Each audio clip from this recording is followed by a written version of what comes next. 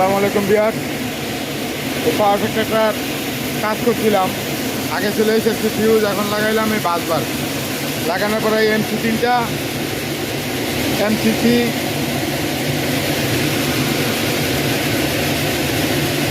তিনটা ডিস্টার্ব করছে, পরে পাল্টায় আনলাম।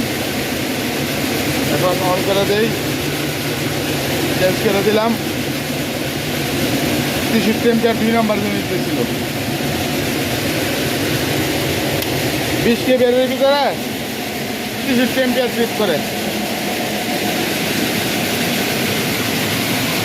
এই যে রিলে 6 পিসেস